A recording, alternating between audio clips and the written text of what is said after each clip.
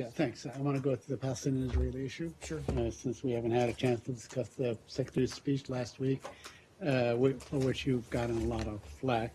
But I want to ask you, absent any mechanism to... I would also say there's been an awful lot of international support for the That's Secretary's true, that's comments, true. You've including gotten from Arab a countries. lot of international support. Certainly in your please, statement, I know, there's been some criticism. There's been an awful lot of international support. I understand, and I think there's been overwhelmingly international support, but we're talking about, this town has been very scarce in giving you the kind of support. Well, again, I don't know that I'd agree with that, but go Okay, ahead. fine. Of course, the speech came in the aftermath of Resolution 2334, which said that the settlements were illegal and so on. But I reviewed all the settlements that preceded it, which is 446, 452, 465, 478, and they all had much stronger language.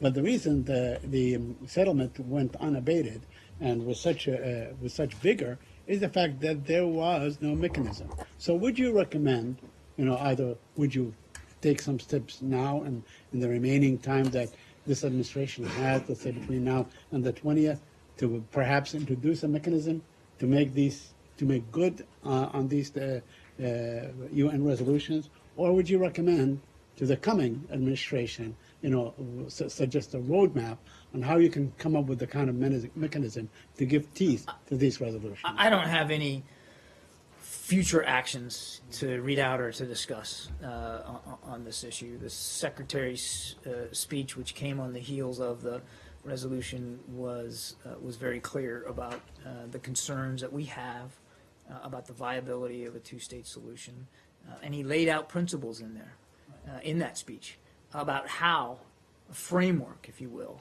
about how we can better achieve a two-state solution. But specifically beyond that, I don't have anything to discuss with you. Well, you mentioned the point that he made, and he made 6 clear points and so on. And in fact, they probably find their root in the 6 points that were made by former Secretary of State Hillary Clinton back in 2009.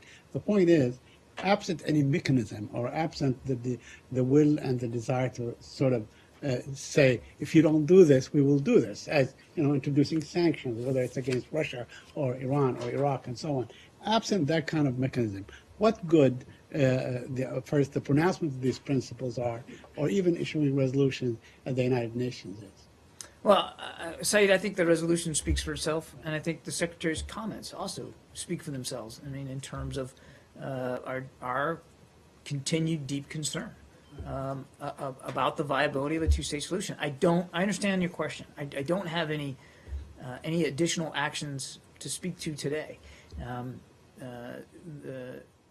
I think we're all aware about the calendar, and all aware that we're not going to see a two-state solution achieved in the next 3 weeks. I think everybody recognizes that. And the next administration will have to make decisions and move forward in the way they deem fit.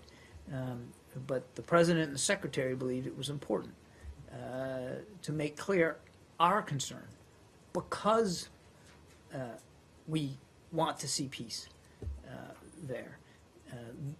It was important for us to lay out, for the Secretary, to lay out what he believed were the proper principles for trying to get there. So I think, I know this isn't a perfect answer to your question, but I think that's the best way to leave it.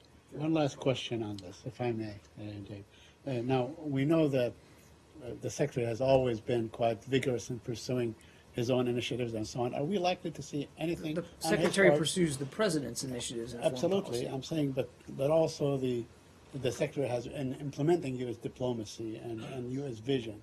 So are we likely to see, added impetus, let's say, over the next couple of weeks to see the Secretary perhaps go to this peace conference in France if it takes place and so on, or would you have new ideas and so on to discuss maybe at the UN or other forums? Well, without getting ahead of the Secretary's schedule or his specific intentions on this or any other issue, I said, and I've said many times in the last several weeks, that until he is no longer Secretary of State, this is an issue that's going to be important to him and that he is not going to stop focusing on. Last week you saw that I think very clearly in a very eloquent speech about our concerns over the situation.